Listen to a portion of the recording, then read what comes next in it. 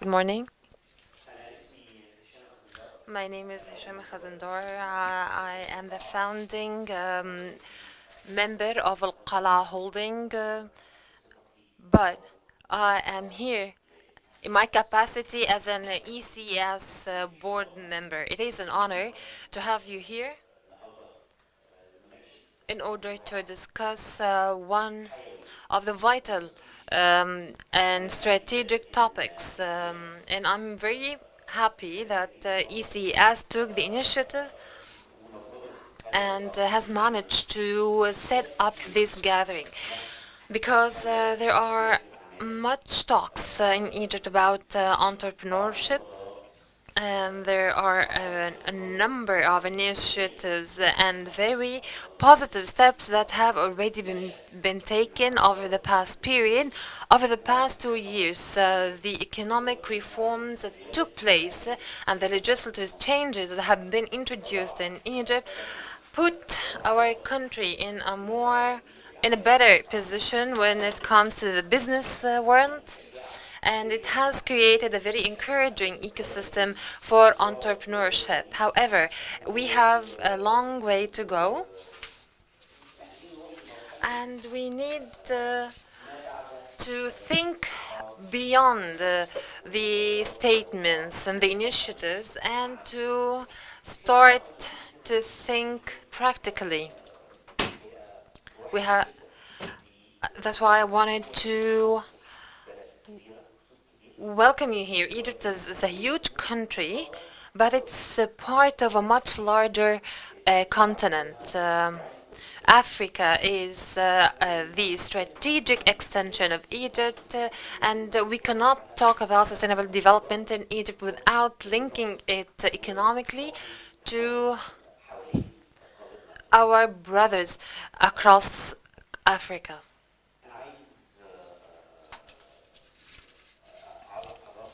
I want to introduce you to the panel members. On my left side, it's Ms. Nermine El-Tahri. She is Assistant Sub-Governor of the Central Bank of Egypt, and she holds the responsibility of different initiatives regarding SMEs and entrepreneurship. Dr. Abla Abdel Latif.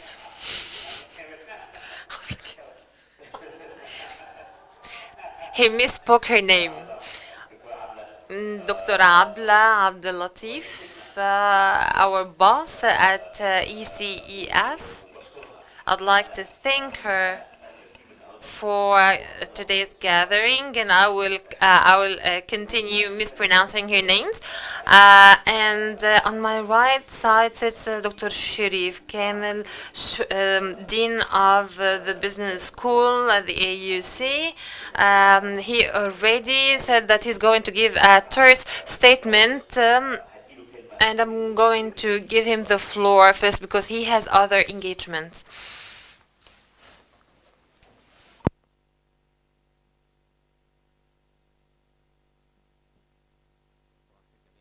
Good morning, everyone. Thank you so much, Mr. Hisham. As Mr. Hisham has said, entrepreneurship recently became very vital. There is not a week that goes by without a seminar about on entrepreneurship. There are a number of elements within the Egyptian community that are very helpful in this regard. We have most of the society is made up of youth. Most of them are looking for creative ideas to establish themselves, which is all good. Mr. Hisham already said that the Egyptian market is extensive, but the African market is way bigger. I myself look at the human capital as the petroleum or oil of the 21st century. The competition over human capital and the intellectual brain that exists across the world is invading the whole world, not only is a specific region. Africa is a 21st century continent. When we look from Cairo all the way down to Cape Town, the opportunities abound and are limitless. The challenges on the other side are also limitless, but the more challenges, the more opportunities. This opens the door to a lot of opportunities to young people, and I would like to put emphasis on young people because it is closely connected to entrepreneurship. It involves risk, which is contrary to what is what is known about our region, that we are risk adverse. However, with the huge development of technology and creativity, they have a strong impact on our mindset and how we think. We live in a world in which we either disrupt or get disrupted. We have to live with what is happening or going on. And over the past 10 years, maybe if we had held this panel 10 years ago, those who would be talking about this topic would only be less than a dozen. But the huge upside is that all of these entities are working together. They are competing. However, they have to help each other. And I think that this is an extremely healthy continent. I would like to go back to Africa and give two examples.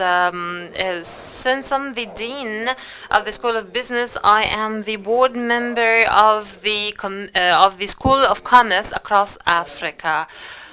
The huge need for knowledge and for experimentation, which are closely connected to entrepreneurship from A to Z, is mesmerizing. And this is not only exclusive to schools of businesses, but for the whole array of different businesses in order to create the opportunities for business management. And I had the honor since last year.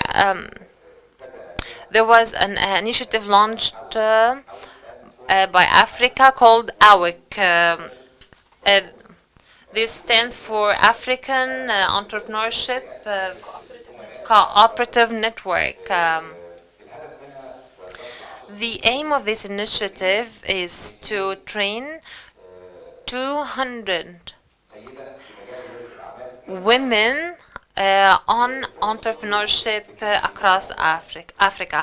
The application is online, and there are a number of qualifications that should be met in order to apply. The window of application is only 1 hour, and we're asking for 200. Those who applied, meeting the qualifications, were over 3,600 women, which gives an impression of the caliber of women in Africa, and it also shows the need for this in this huge market in this context. And of them, 68% were business owners and 14% were aspiring to be entrepreneurs. We only needed to accept 200, so to say that we have over 3,600 that made the qualification. That is mind-blowing. The program is conducted over 12 months, and it started in September, and the closing is going to be held in Cairo next March. I'm not going to be lengthier, but this domain is not only exclusive to those who want to create business opportunities. This entrepreneurial culture includes everyone who wants to make a change. We are 100 million people. Definitely, we do not need 100 million corporations, but some people will undergo a huge change of mindset. So the entrepreneurial culture itself changes the way we think and the way we deal in our society, and we make change. I would like to thank Dr. Abla for this opportunity. Thank you very much.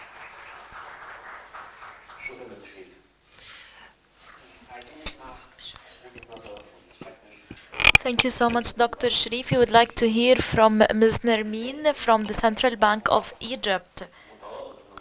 How are all the elements interlinked, and what is the role played by access to finance here?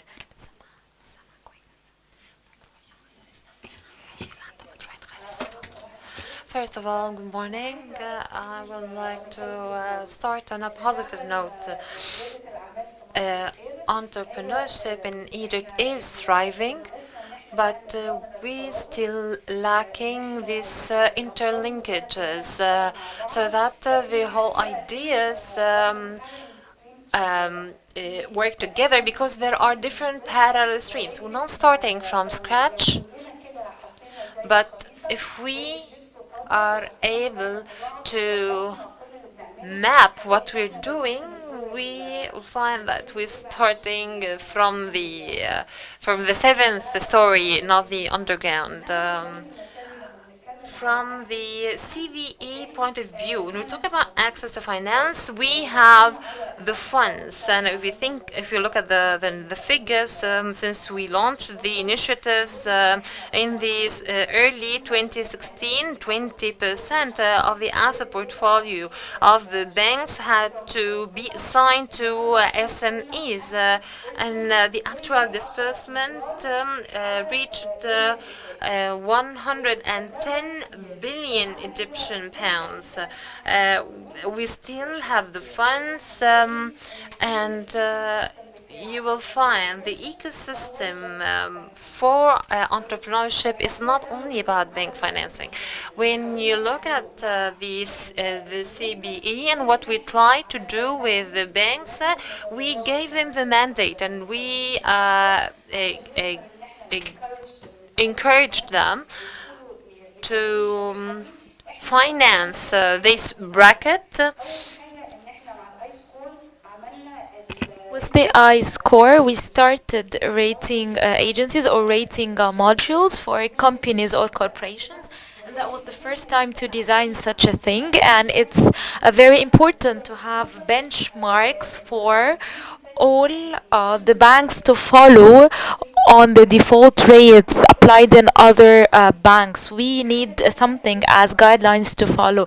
Also, when it comes to risk funds, we have a high percentage of startups that do not get enough financing because we don't have risk fund. But with the credit guarantees companies, we invested 2 billion Egyptian pounds, that can be 15 times leverage, to encourage banks once more to fund startups and the new ideas.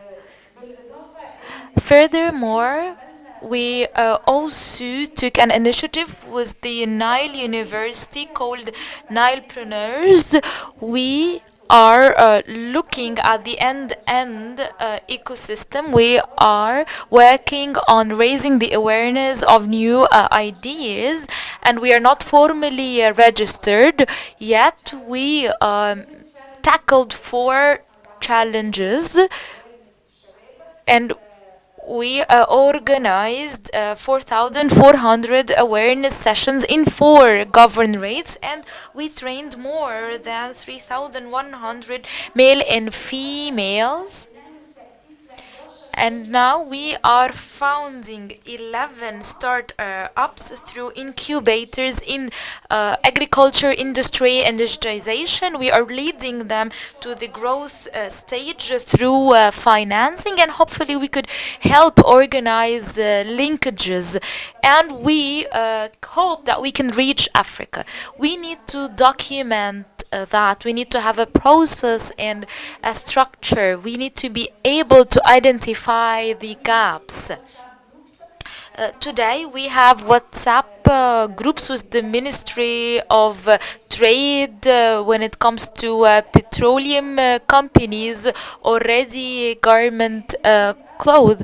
That's why we need to stay connected in order to be able to have an accurate and updated database.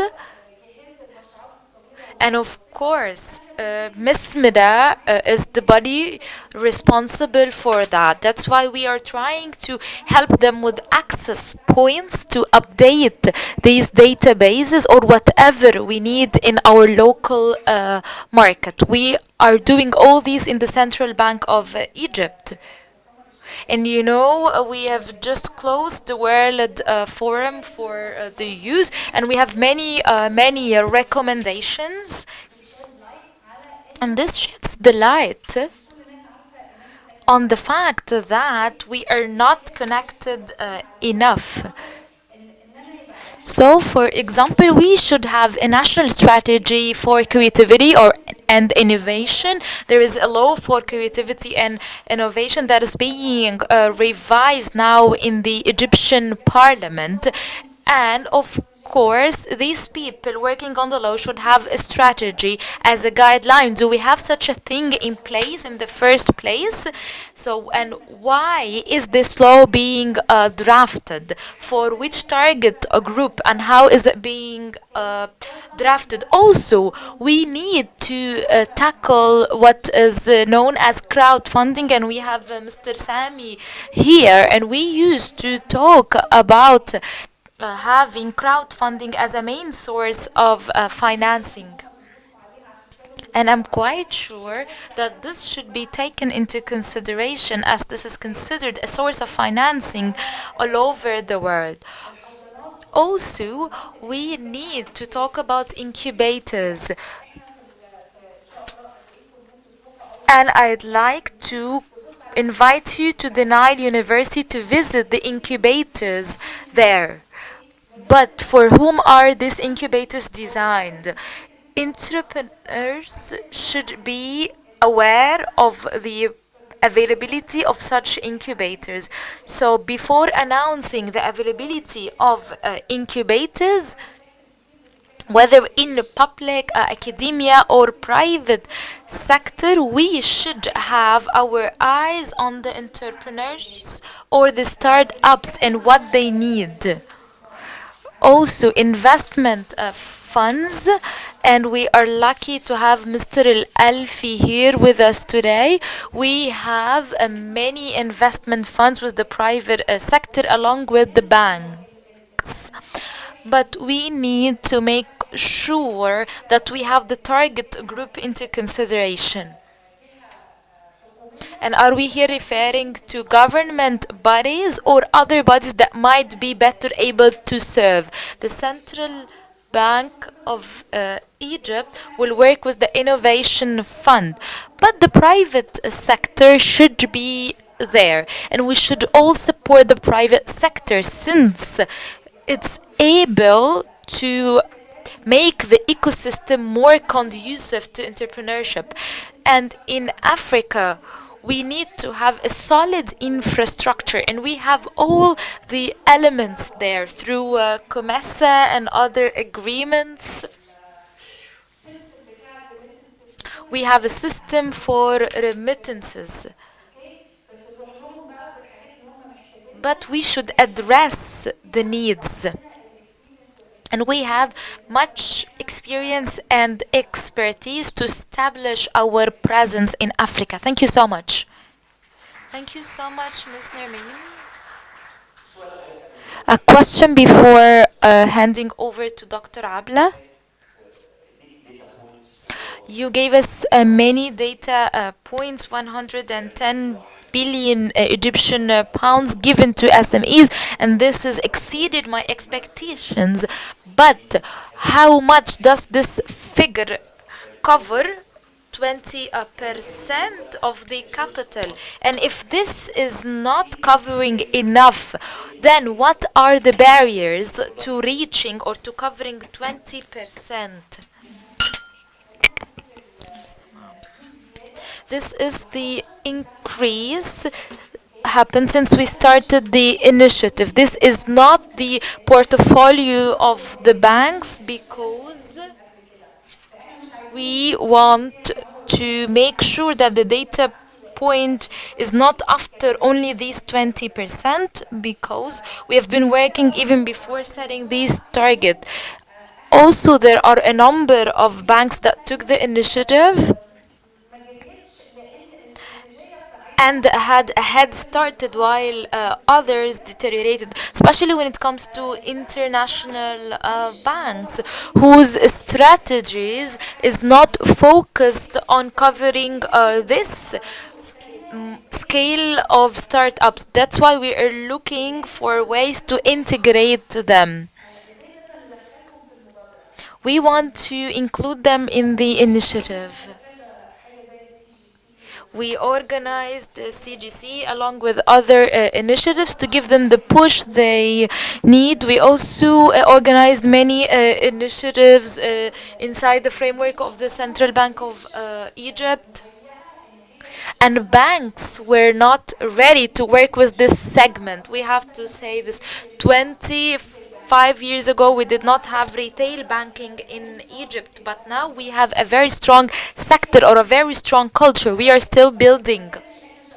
So in CBA, we are working with other banks to facilitate them tackle the barriers. So we want all the banks to be able to overcome the obstacles. Most importantly, we are working with a School of Businesses and ILO through many Egyptian banking institutes, and we are issuing a certificate for entrepreneurship for bankers because the ecosystem for entrepreneurship goes beyond bank financing. We should be able to define leasing, mortgage, grants, technical assistance, the whole culture of entrepreneurship. That's why we are working on issuing this certificate, and the Q1 should be obligatory for anyone working within the banking sector. We are also working on certification for business development services, and we have 13 banks involved in this initiative. And starting from the next year, we will have many access points into branches of the banks involved because we want to build the business development sectors for non-financial counseling, business plan, business modules, non-financial funding, and we are working with the MISMIDA to have an accurate database. Thank you so much. Before giving the floor to Dr. Abla, we thank you so much, Mr. Sherif. We know we have other commitments, that's why you have to leave. Dr. Abla, the floor is yours.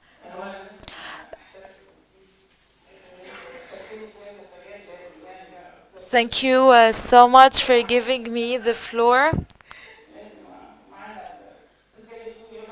We have Ms. Gabi Khouri. I think I'm very close to becoming a movie star. That's good to know.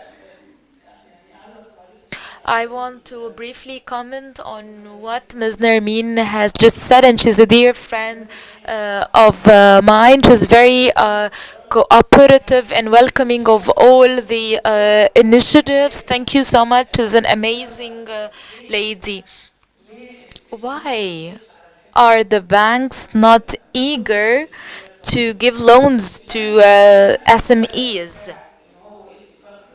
To give a loan for a mega structure are the same for giving any SMEs or startups. So they need incentives from the state. They need data. They need many activities. We work in isolated lands. Everything is there, but we lack the interlinkages. And sometimes things overlap and conflict because all the circles are not completed. So at the end of the day, we cannot reach something tangible on the ground. Entrepreneurship is different than SMEs, and this is one of the problems. We use them interchangeably, and this is not correct. They have different needs. The center is really keen on entrepreneurship, and we focus on applied research and action research. That's why we focus on actions and recommendations, and instead of empty statements. We are down to earth. We are in line with the ever increasing changes. We're trying to catch up. That's why we focus on actions. Entrepreneurship is given much attention here in our center, and recently we focus even more, and I paid a visit to China, and I came here very disappointed, and I'm very jealous, and I said we have to do something about it, and that is the goal of our symposium. This is the first of a number of steps that should be taken, and I hope that this is clear from the title of the symposium. The local individual successes are there, and we have Mr. Khaled Ismail among other panelists. But at the end of the day, this is local individual success because the state does not support the trend enough. And the success is limited compared to other countries. That's why we need to focus on scaling, and we also want to work on the ecosystem. We still need to do more. The CBA shouldn't be the only body working on that. We are working slowly. So the moment we develop our ecosystem, we can find that the ecosystem all over the world has completely changed. So we'll not be catching up again. So we want to accelerate the developments that should happen in the ecosystem. We need to move from local successes to becoming an African hub. That's what we are for. We have 4 sessions today. You have the agenda here before you, but we want to understand the linkage. In our first session, we talk about the ecosystem, the current situation, the challenges. In the second session, we talk about the big experience of Greek campus. We are evaluating this experience along with other relevant things. So the available things that made success on the ground. And then the last 2 sessions tackle collaboration with Hub Africa, because we want to work with Africa steadily and with actions on ground without empty statements through activities, as if we are throwing a stone in the water looking for a ripple effect. And we have Mr. Zakaria Fahim representing Hub Africa. The last session is on a number of competitions among entrepreneurs, because we will organize a big conference in October 2019 for Hub Africa. These 4 sessions complement one another, and they push further the ecosystem on the ground. And I wish you all a fruitful and enjoyable day. Thank you so much. I would like to invite Dr. May Ismail and the panelists for the session to come to the podium. Thank you so much.